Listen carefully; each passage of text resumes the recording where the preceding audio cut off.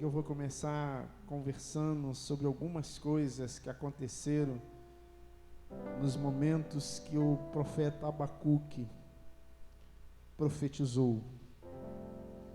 Abacuque capítulo 1, eu vou ler os 4 primeiros versos deste capítulo. Abacuque capítulo 1, lá no Antigo Testamento. Você está com dificuldade de encontrar, você encontra com mais facilidade Mateus, aí vem voltando que você vai encontrar com brevidade, rapidinho, tá? Mateus, aí você volta para o Antigo Testamento, você vai encontrar Abacuque. É um pequeno livro de 3 capítulos, e eu vou ler somente os 4 primeiros versos do capítulo 1. Diz assim a palavra de Deus: sentença revelada ao profeta Abacuque. Até quando, Senhor, clamarei eu, e tu não me escutarás? Gritar-te-ei violência, e não me salvarás. Porque me mostra a iniquidade, e me fazes ver a opressão? Pois a destruição e a violência estão diante de mim.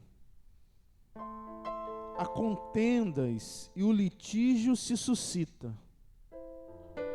Por esta causa a lei se afrouxa, e a justiça nunca se manifesta. Porque o perverso cerca o justo, e a justiça é torcida. Pai Santo, ilumina-nos de forma que nós compreendamos a Tua palavra. Se assim Tu não fizeres, é impossível. Se Tu não iluminar-nos, dirigir a nossa atenção, a nossa consciência, a nossa memória, diante dessa palavra tão santa e profunda, é impossível que nós a compreendamos. Mas se Tu assim o fizeres, Deus, nós sairemos daqui cheios, transformados, renovados, porque nós cremos, assim como Tu disseste, que a Tua palavra não volta vazia. Nós queremos ser enchidos pela Tua palavra, em nome de Jesus. Abacuque é um profeta chamado aquele profeta certamente ou possivelmente pré-exílico, ou seja, ele profetizou antes do exílio, especialmente o exílio de Judá. E ele profetiza diante de uma grave ameaça que o povo de Deus estava prestes a sofrer. O texto diz que veio uma sentença revelada ao profeta Abacuque, ou seja, ele tem uma revelação de Deus que é uma sentença, um desígnio, um destino. É isso que vai acontecer ao povo. E me parece que ele contempla essa sentença ameaçadora, porque ele dá detalhes do que vai acontecer ao povo. Esse assolamento, esse destino do povo de Deus, de Judá, foi cumprido pelo Império Babilônico. Um império que em 587 a.C. leva a parte sul de Israel, lembra? Quando a gente falava dos reis, a parte que era Judá e Benjamim, leva para ser cativo, leva para ser exilado na Babilônia. Não leva todo mundo, mas leva a elite, uma parte considerável do povo. E como a gente está né? Vem chegando o Natal, aí, nossa decoradora já começou a nos dar o anseio natalino, né?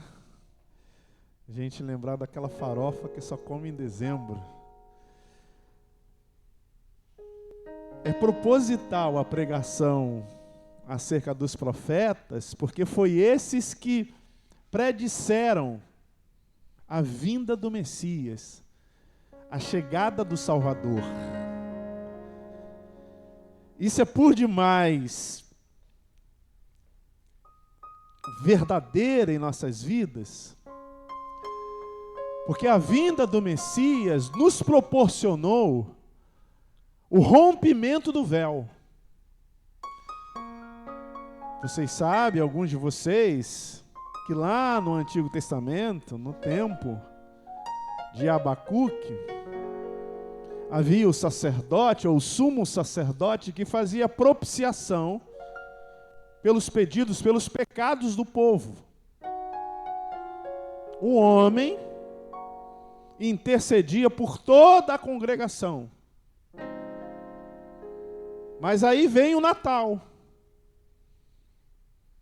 Aí vem o pré-anúncio do Natal, daquele que levaria ou levou sobre ele as nossas dores, as nossas iniquidades, a forma que nós nos dirigíamos a Deus de maneira imperfeita. E ele assumiu a condição de sumo sacerdote. Agora a gente já não precisa mais que os sumos sacerdotes façam propiciação pelos nossos pecados. Porque cada um de nós podemos nos achegar diante do Deus Todo-Poderoso por meio desse Natal, por meio daquele que nasceu, para nos livrar da opressão. Agora, a gente pode, por exemplo, orar. A gente não precisa mais de um intercessor, a gente só precisa desse que viria a nascer, do mediador, do nosso Senhor Jesus Cristo. Agora a gente pode clamar, a gente pode cantar essa música que o Fabrício ministrou para nós, o Fabrício e a Carol. A gente pode dizer: entrego a Ti a minha oração. Você não precisa mais de mim, que sou o pastor da igreja, para estar diante de Deus. Você precisa do Senhor Jesus. Porque veio o Natal chegou até nós. E Abacuque, ele usa essa forma de se achegar a Deus por meio da oração,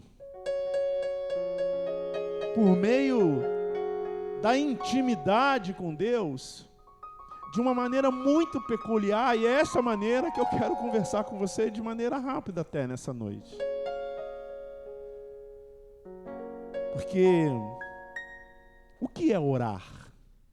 O que é se achegar a Deus, essa condição que o Natal nos deu, ou nos tem dado? A forma de Abacuque, como eu disse, é uma forma peculiar, que quase todos nós usamos, ou já usamos, mas possivelmente a gente ainda usa. Ele usa a tática da queixa. Você pode não fazer isso abertamente, mas olha a oração dele. Até quando, Senhor? O que é isso? Sabe, quando teu filho, teu neto, teu esposo, tua esposa faz alguma coisa errada, você fala: até quando? Até quando você vai deixar esse copo aí em cima da mesa? Não vai, até quando? Isso é uma queixa. Abacuque está fazendo uma queixa, só que ele não está fazendo uma queixa com seus pares, ele está fazendo uma queixa com Deus. A nossa oração também é assim. A gente não chega de maneira tão intrépida, tão ousada, mas quando a gente ora a Deus, o que a gente está dizendo a Deus? Eu queria que fosse de uma forma e está sendo da outra. Não dá para mudar essa forma que está sendo para ser da outra forma que eu quero que seja? É uma queixa. A gente está querendo dizer para Deus assim, muda o status dessa situação que está acontecendo na minha vida hoje. Eu quero que essa maneira seja diferente. E Deus, se possível for, seja da maneira que eu quero. Que é a outra forma que a gente ora, é a tática da condição. Então Abacuque diga, até quando eu vou clamar e tu não vai me escutar? Olha só, como é que é isso assim? Deus está surdo? Aí ele diz assim, de maneira contundente, eu gritar-te-ei, ou seja, eu gritei para você violência, é uma exclamação, e tu não me salvarás? Abacuque está dizendo a forma, a maneira que Deus tem que agir, porque às vezes a gente ora assim, a gente queixa, a gente diz que está sendo de uma forma que a gente não quer que seja, e a gente ainda diz para Deus a forma que a gente quer que seja.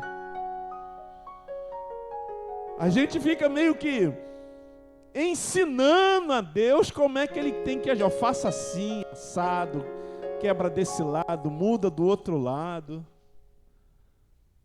Aí quando Deus não faz do jeitinho que a gente quer, a gente fica extremamente decepcionada.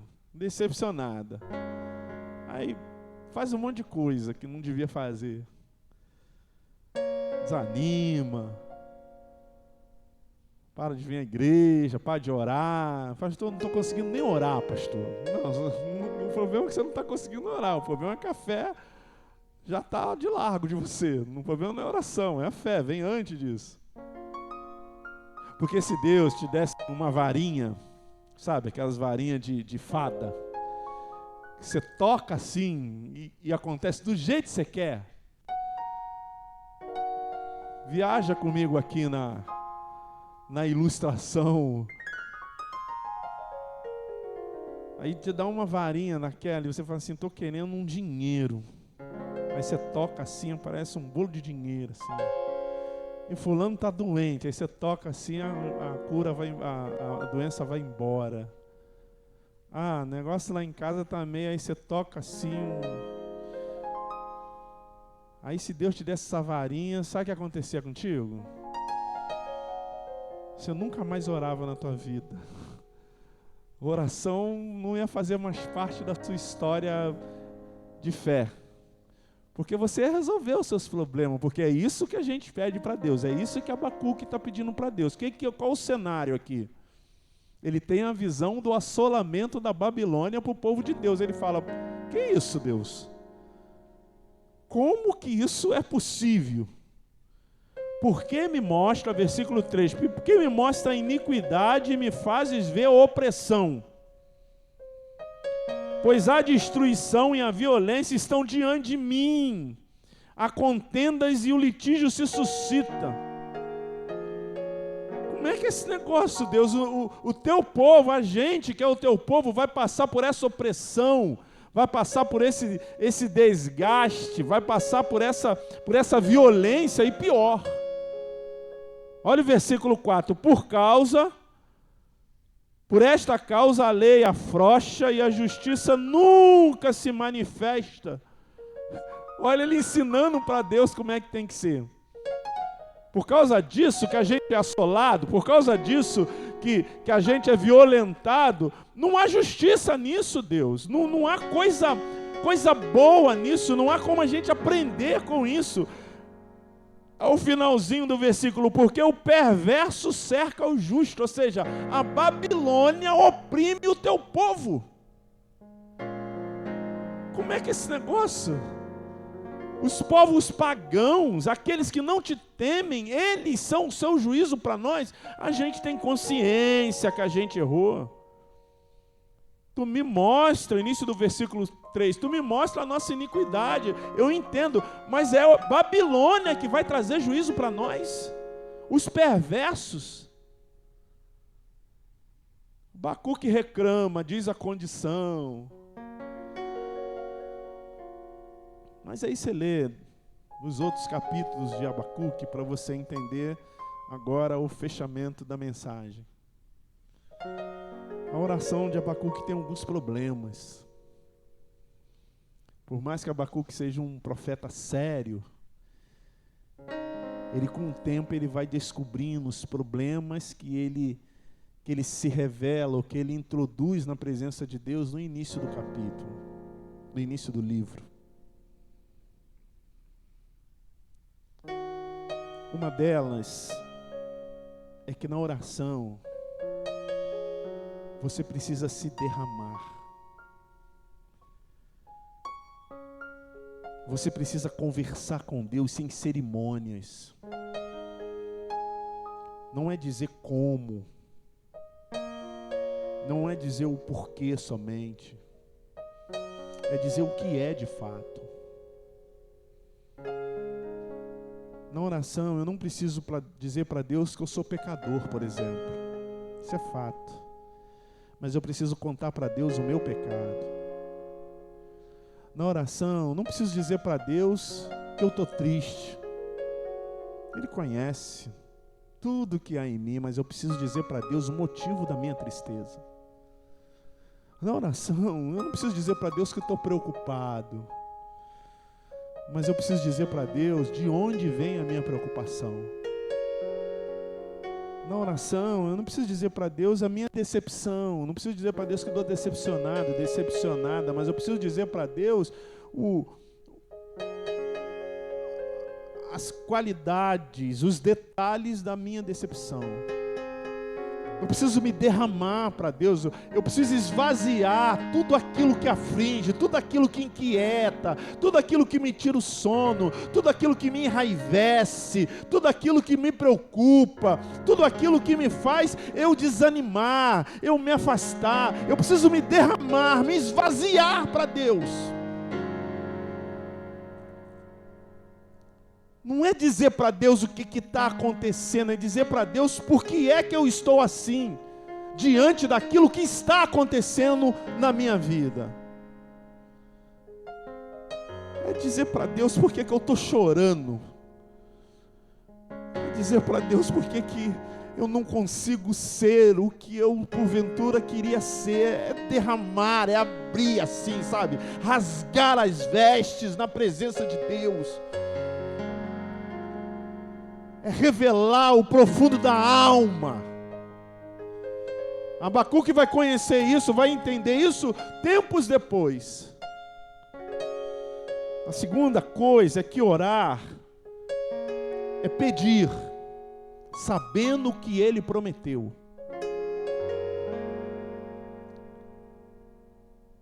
Não é de acordo com a minha vontade, é de acordo com a vontade dele.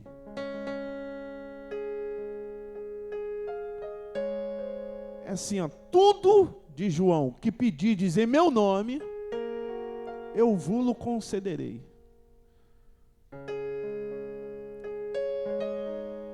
Tudo que você pedir, ele vai te dar, desde que seja no nome dele.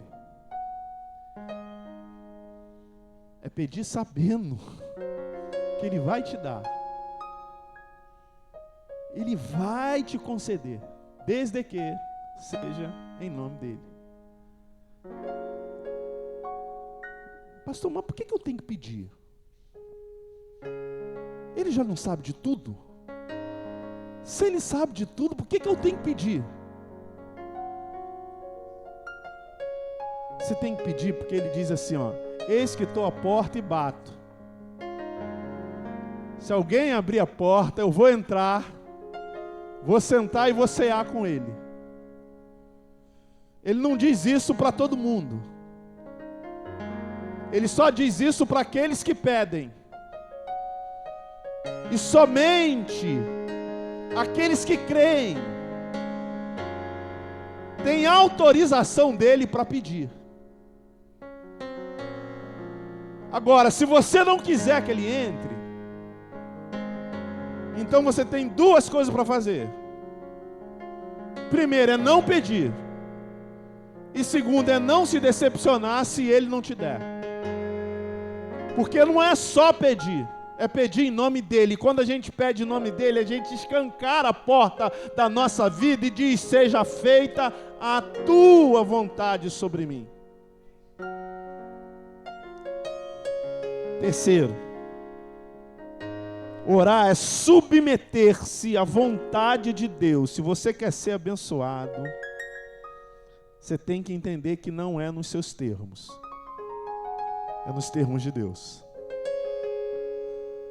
E como que mede isso, pastor? Quer comais, quer bebais ou façais qualquer outra coisa, fazeis isso pela glória de Deus. Faça só essa pergunta: é para a glória de Deus ou é para satisfazer a insensatez, a insanidade do meu coração? Orar é submeter a sua vontade à vontade de Deus. É entender, ou melhor, é rogar a Deus para que Ele nos faça entender qual é o caminho que Ele quer para nossas vidas. Quarto, é aprender a desejar. Tu sabe que o nosso coração às vezes não leva para uma, desculpa a expressão, leva para uma furada. Tu sabe que às vezes a gente quer, e se a gente soubesse o que a gente quer bem depois daquilo que a gente quer, a gente não queria muitas coisas que a gente quer. Mas ele diz assim, ó: deleita-te no Senhor e Ele fará os desejos do teu coração. É isso, pastor? Está na Bíblia, é isso?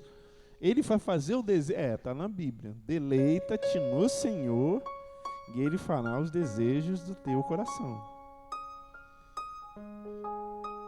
Mas o segredo é deleitar-se. O segredo é gostar de Deus mesmo, assim. É fazer parte da esfera, tá? De uma esfera divina. Porque o deleite, ele nos ensina a desejar. E esse desejo não é nada mais do que um alinhamento daquilo que Deus quer para as nossas vidas. A minha vontade já não é a minha vontade. É a expressão da vontade de Deus sobre mim. De forma que o meu pensamento, o meu querer, o meu desejo está alinhadíssimo com aquilo que Deus quer.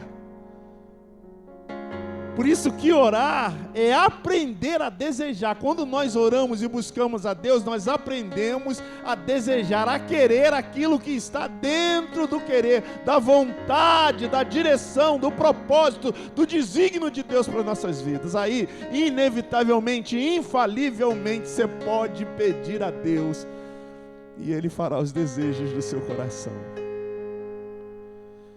E finalmente, orar é aprender a esperar. Oh, meu mano, minha irmã, minha irmã. Sabe o dia que você nasceu? A hora que você nasceu? Os segundos, os milésimos de segundo do seu nascimento? Não passou nenhum milímetro, era aquele dia, aquela hora que era para você ter nascido. Que na igreja tem uns negócios legais, né? Não sei se é legal ou não, mas os bebês vão nascer e está marcado para 10 horas. Aí dá 10, 11, 12, 13. Aí vai nascer 7 horas da noite. Porque não é no nosso tempo. É no Kairos, é no tempo de Deus. Às vezes a gente fica aflito para que as coisas aconteçam ontem. Ontem, semana passada. Mas quando a gente ora, acontece uma coisa na nossa vida. A gente descansa. Espera no Senhor. Descansa no Senhor. Abacuque, quando você vai lá no final do livro, você vai entender que ele aprende a esperar. Ele vive na atmosfera. Ele vive na dispensação de Deus, do jeito de Deus. Isso é orar. E o Natal nos proporcionou essa manifestação gloriosa nas nossas vidas, porque agora a gente pode ir direto assim, por meio daquele que verdadeiramente é o Natal, nosso Senhor e Salvador Jesus. Amém, meus irmãos?